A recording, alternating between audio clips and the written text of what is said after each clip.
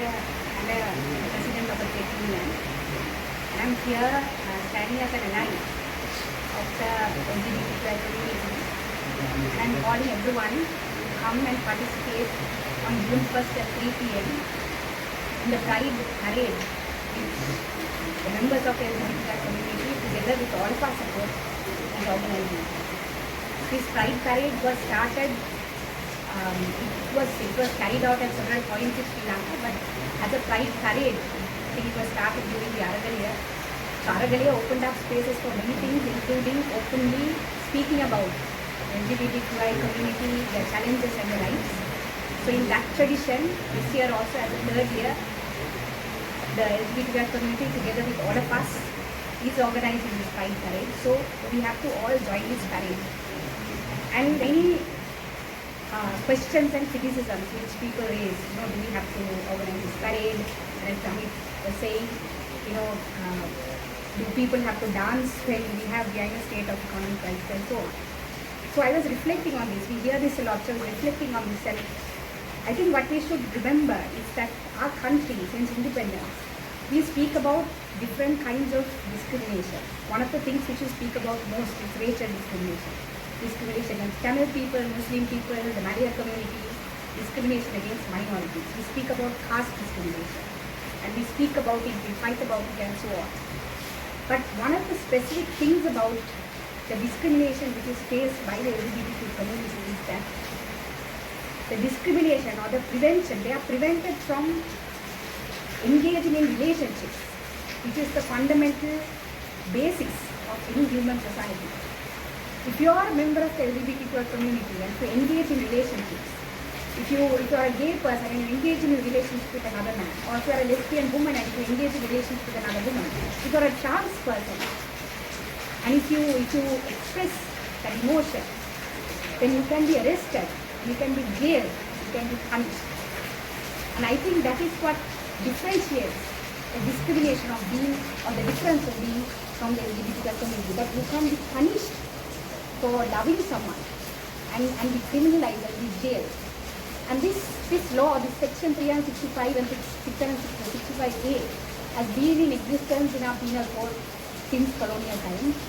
And even the countries who imposed this law on us, Britain for instance, they have decriminalized LGBTQI relationship, but we are still stuck with this colonial law.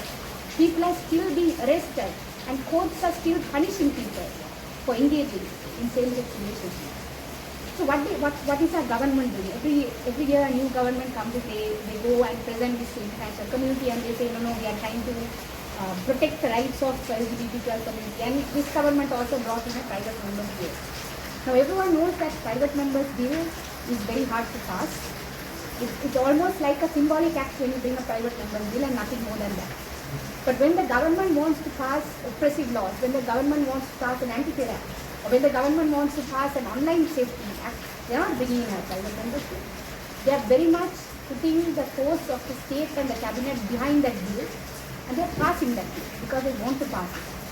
But when it comes to decriminalization of same-sex relationships, then they want to pass a private members bill and pretend as if yes, you are doing something, but not really doing anything. So the government has a huge responsibility to decriminalize. We are not even talking about protection. The speakers before me spoke about the fact that members of the LGBTQ community are not even allowed to breathe. When the Yuktiya mission started, if you go to a police station in the night, one of the things you will see trans people arrested. One of the visible things you see is trans people arrested and being sexually harassed by the police. We are going through an economic crisis. Now we think that the economic crisis affects everyone equally. But when we look at the LGBTQI community, during the COVID crisis, during the economic crisis, people were thrown out of their houses. Members of the LGBTQI community were thrown out of the houses because they were gay, because they were lesbian, because they were trans. And parents would come and file false cases against members of this community because they did not approve that the children are engaging in relationships, which maybe they don't understand. But that is fine. But the police also arrest them based on this complaint. Kidnap charges are filed against people engaging in same-sex relationships. So that is the kind of persecution and discrimination the LGBTQI community faces. And the government, of course, the government is doing what the government is doing. It's oppressing people at all levels, racial discriminations, class discrimination. They're passing oppressive economic bills, they're passing oppressive laws like the APA and so on. But they also continue to oppress one of the most vulnerable communities amongst us. So what should we do? We always try to put it on the government, and we think we are better than the government. We blame it on the politicians. Everything was blamed on the politicians. But the politicians are only a representation of us.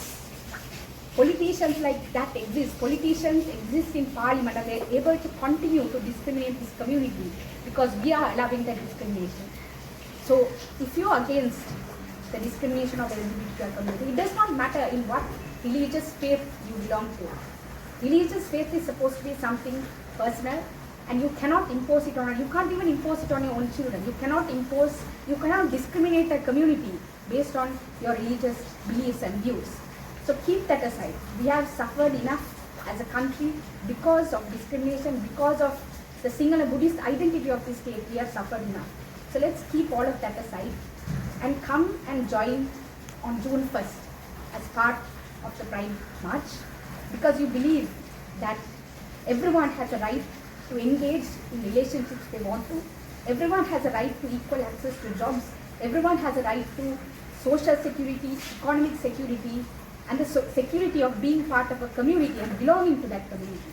And everyone has that right. So come and join the Pride Parade. We will all be there, and show your dissent to what the government is doing for decades to the LGBTQI community.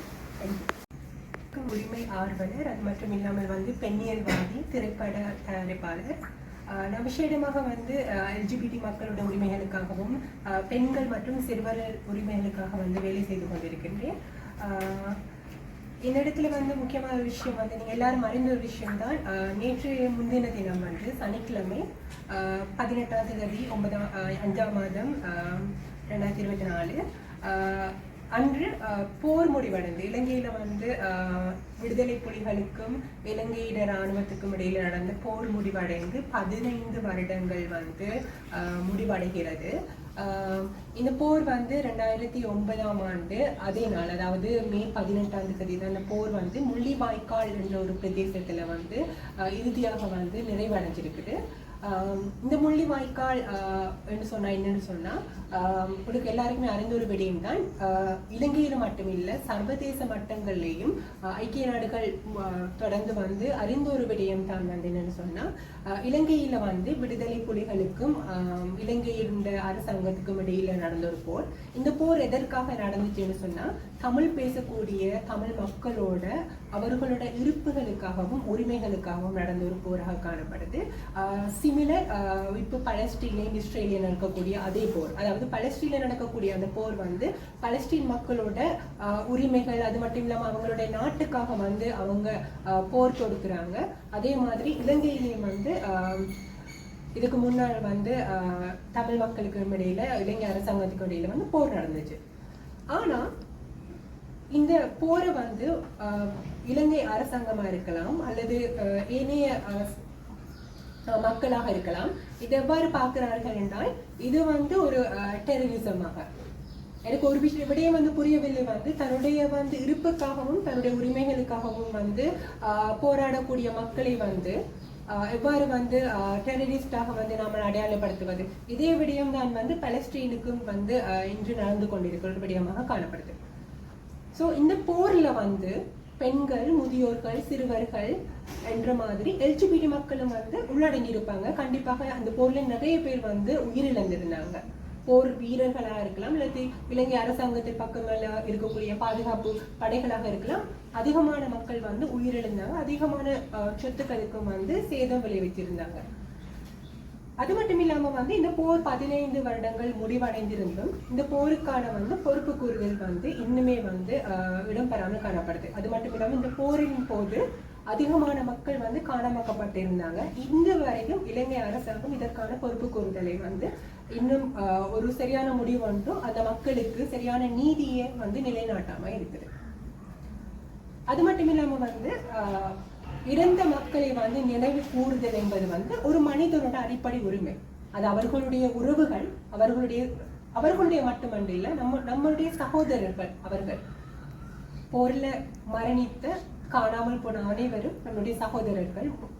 காரணம் வந்து நம்ம ஒரு தாய் மக்கள் என்றதுனால so அவர்களை வந்து யாரா இருந்தாலும் நினைவு கூற வேண்டியது ஒரு மனிதனோட அடிப்படை உரிமையாக காணப்படுது.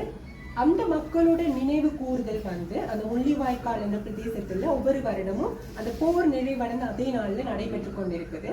ஆனால் அரசாங்கம் வந்து தொடர்ந்து இதற்கு வந்து இடைஞ்சல் ஏற்படுத்தி கொண்டும் இந்த நினைவேந்தல் வந்து நடைபெறாமல் வந்து தடுக்கிற முகமாக பல விடயங்களை செய்து கொண்டு வராங்க. இந்த வருடம் கூட அந்த மாதிரி நிறைய விடயங்கள் நடைபெற்றது.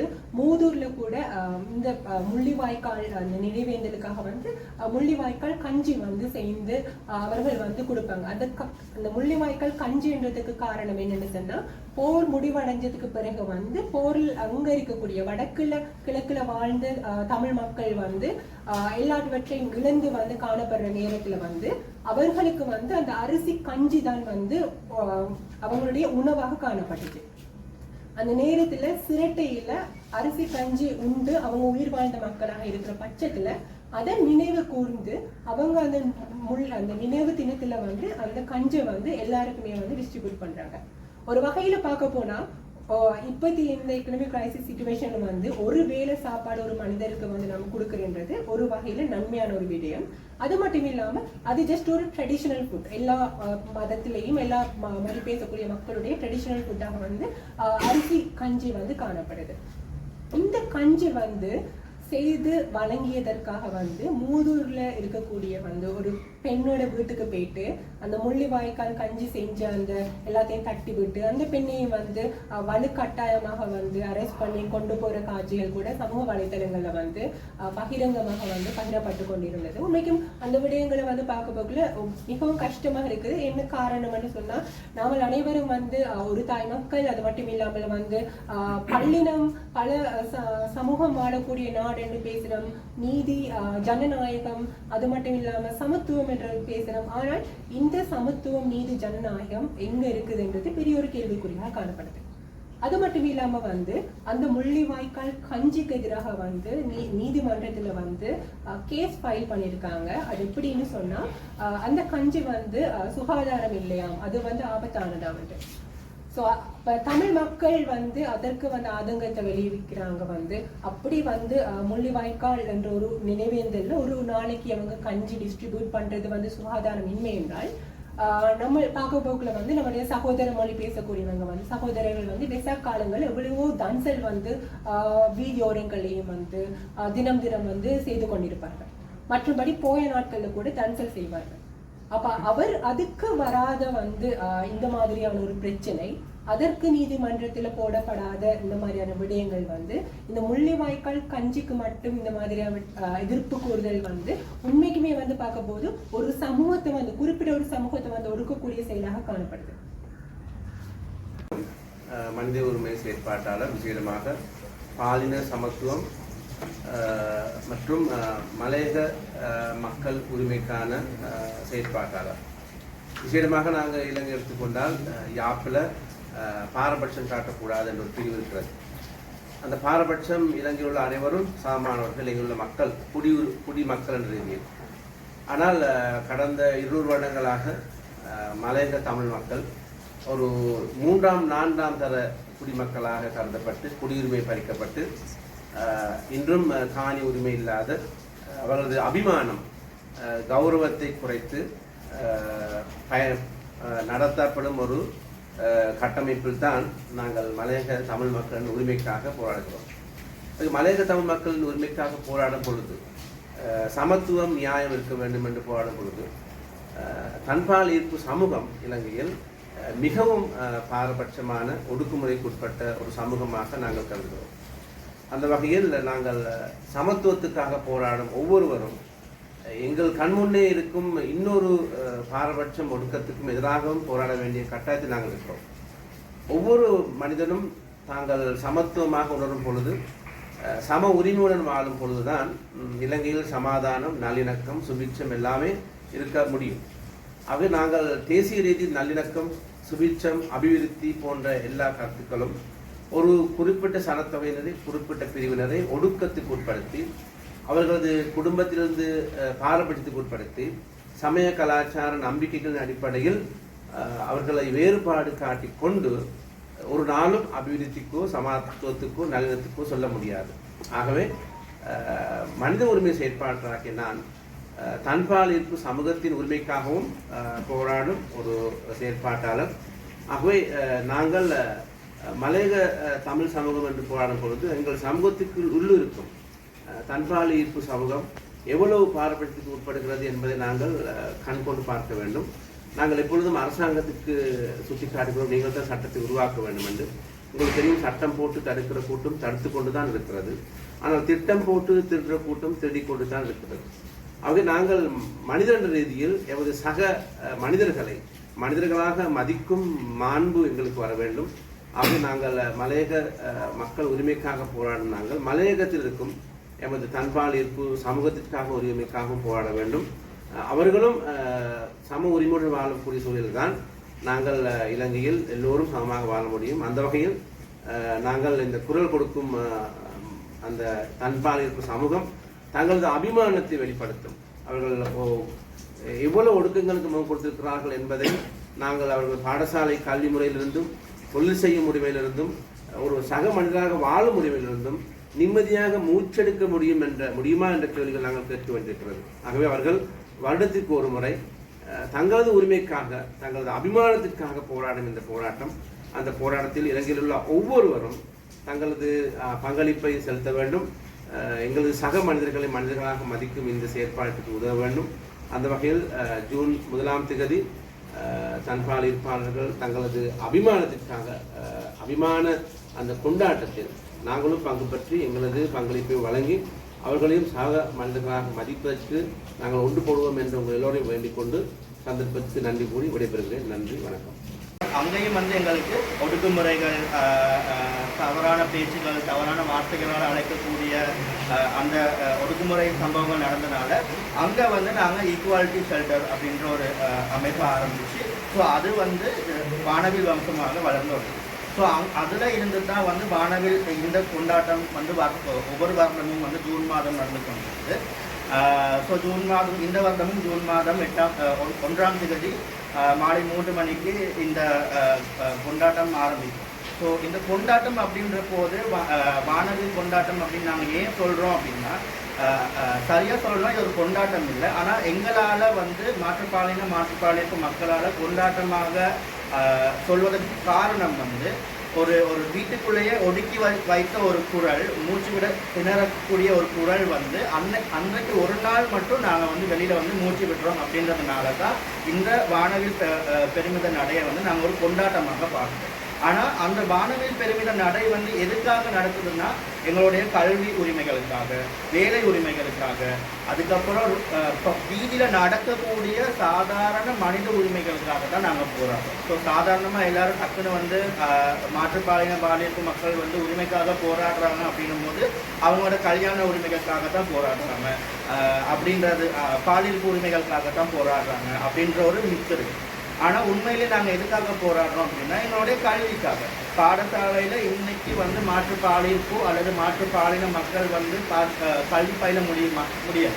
அதே மாதிரி ஒரு வேலை இடத்துல அவங்களோட பாலியல்பு அடையாளங்களை கொண்டு அவங்களோட வேலை செய்ய முடியாது. ஸோ இந்த மாதிரியான அடிப்படை மனித உரிமைகளை கேட்டு தான் அரசாங்கத்திடமும் நாட்டிடமும் கேட்டு தான் நாங்கள் இந்த வானவில் பெருமித நடைய செய்வோம். ஸோ அது மாதிரி மலையகத்தில் ஆல்ரெடி பார்த்தீங்கன்னு சொன்னால் ஏகப்பட்ட ஒடுக்குமுறைகள்.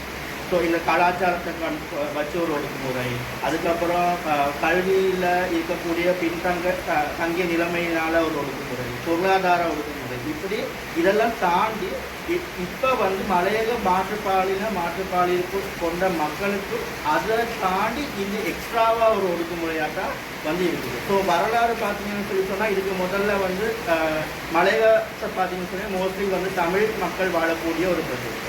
ஸோ அங்கே இந்த மாற்றுப்பாலியல்பு பாலின மக்கள் இருக்கிறாங்க அப்படின்றது ஒரு புதுசாக ஒரு விஷயம் கிடையாது.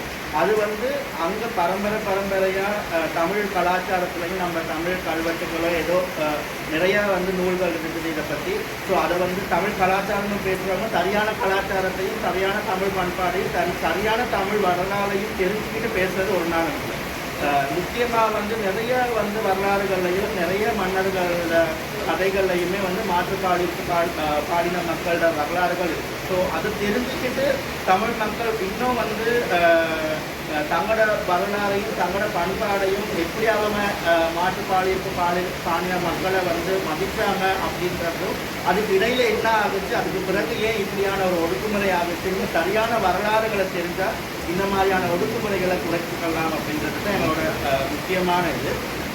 ஸோ அறகலையை பார்த்தீங்கன்னு சொன்னால் ஆரம்ப கட்டத்திலேருந்து இன்று வரைக்கும் மலையக சமூகம் வந்து அறகொலையோடையும் சரி, அதை தொடர்ந்து இங்கே இருக்கக்கூடிய பாலியற்கு கொண்ட மக்களுக்கும் எப்பயுமே வந்து சப்போர்ட்டாக ஒர்க் பண்ணி கொண்டிருக்கோம். ஸோ இங்கேயும் அங்கேயும் மலையகத்திலையும் இருக்கக்கூடிய ஒடுக்குமுறைகளை எதிர்த்தும் அதே மாதிரி நாடு பூராவும் இருக்கக்கூடிய ஒடுக்குமுறைகளை எதிர்த்தும் தான் வந்து நாங்கள் எப்பயுமே குரல் கொடுத்துருக்கோம். ஸோ மலையகத்தில் இருக்கக்கூடிய ஆல்ரெடி இருக்கக்கூடிய மலையகத்தில் பார்த்தீங்கன்னா மற்ற பிரதேசங்களை விட மலையகம் வந்து இன்னும் பின்தங்கிய நிலைமையில தான் இருக்குது. அவங்களுக்கு இருக்க சம்பள பிரச்சனை, அவங்களுக்கு இருக்க பொருளாதார பிரச்சனை, கல்வி பிரச்சனை, இதையும் தாண்டி அங்கே இருக்கக்கூடிய இந்த மாற்றுப்பாலின மக்களுக்கு எதிராக நடக்கக்கூடிய கௌரவ கொலைகள், இந்த மாதிரியான கொடுமைகளை எதிர்த்து தான் நாங்கள் வந்து குரல் கொடுத்தோம். ஸோ எனக்கு முதல்ல வந்து இன்னும் அழகாக தமிழ் ஷேலன் வந்து சரியாக விளங்கப்படுத்தினாங்க. ஸோ அடுத்து வந்து இருக்கவங்களுக்கு நான் வாய்ப்பாக படித்து விடைபெற்றேன்.